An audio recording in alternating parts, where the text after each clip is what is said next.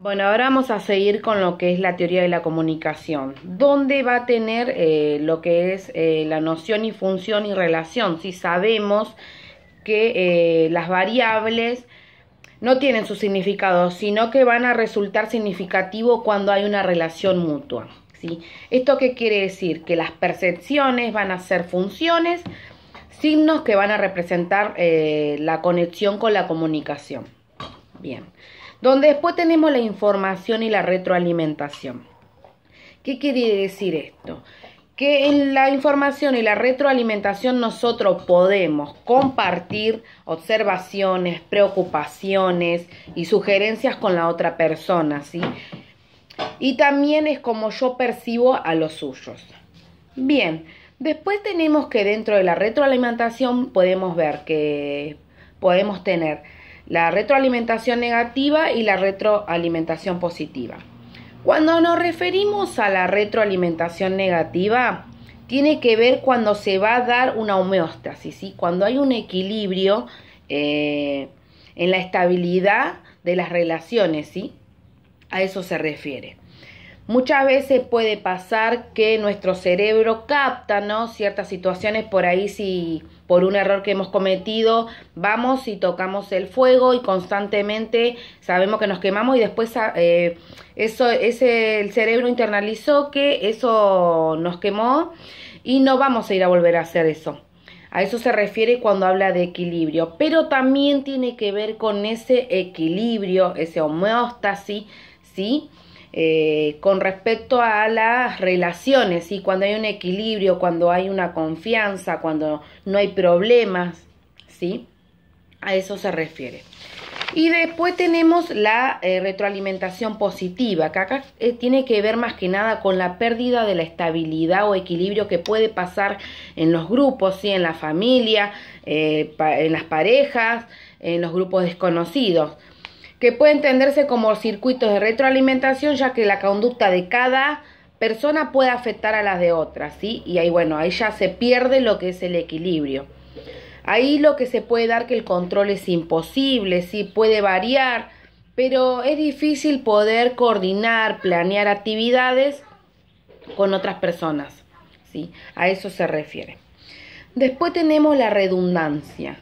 Cuando hablamos de redundancia, tiene que ver cuando se puede dar una repetición o uso reiterado de la palabra, ¿sí? Que muchas veces se utiliza innecesariamente. Como por ejemplo, le voy a dar ejemplo para que ustedes los puedan entender.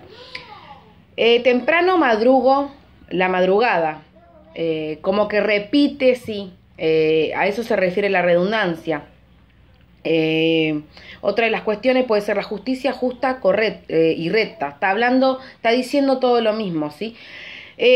La redundancia ha sido ampliamente estudiada en dos áreas, la comunicación en la sintáctica o la semántica.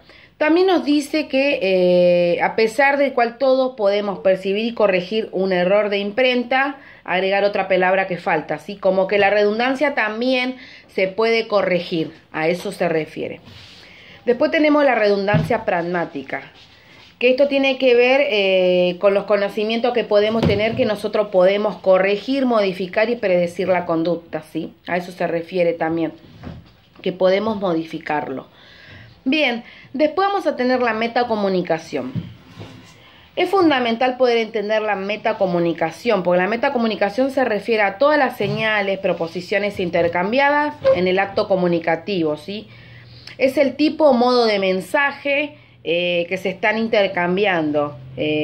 Puede ser el metacomunicativo, los gestos, las posturas, ¿sí? Verbales, ¿sí? Que a veces, muchas veces no las podemos controlar. Pero como que cuando dejamos de utilizar la comunicación para comunicarnos de los contenidos y usamos comunicar algo acerca de esa comunicación. A eso se refiere todo lo que les dije recién. Tiene que ver, por ejemplo, cuando usamos un tono de voz, ¿sí? Que nos está indicando algo. Según ese tono de voz nos está dando una orden o un pedido, un favor, ¿sí? Según el tono de voz. Otra de las cuestiones, vamos a tener los axiomas de la comunicación. Cuando nos referimos a axiomas de comunicación, tienen que ver con esos axiomas que nosotros podemos establecer cuando nos comunicamos. El primero nos dice la imposibilidad de no comunicar.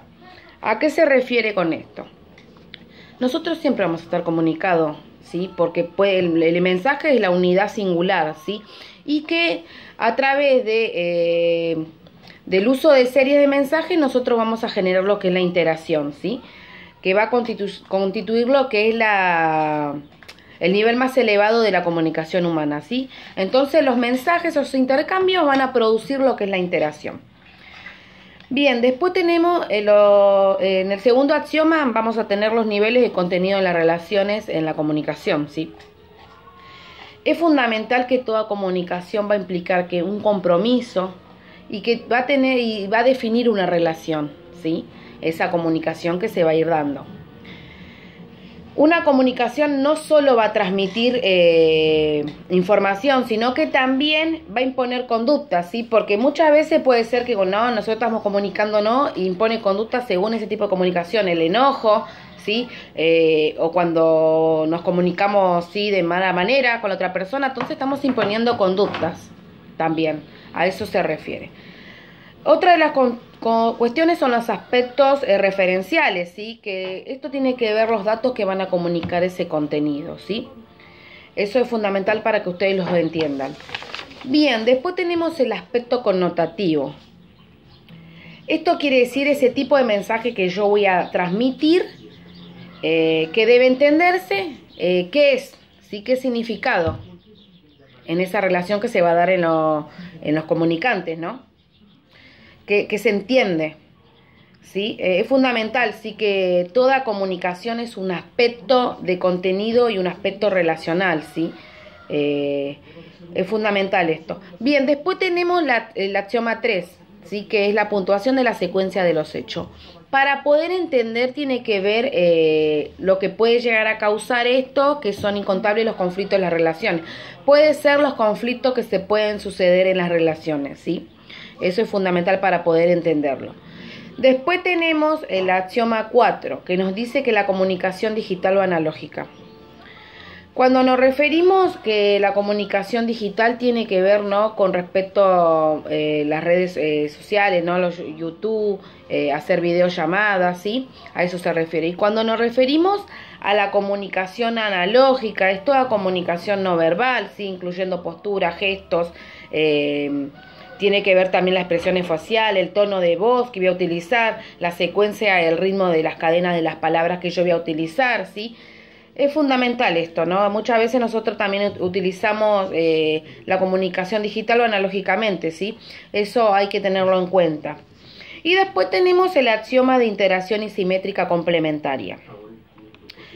Esta está basada en la igualdad, ¿sí? Que ocurre con las personas, con los mismos rangos, la condición física o el estatus social. A eso se refiere en ese tipo de interacción, la posición que va a ocupar el otro, ¿sí? A eso se refiere.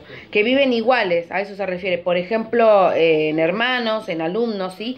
Ese tipo de comunicación que se va a dar.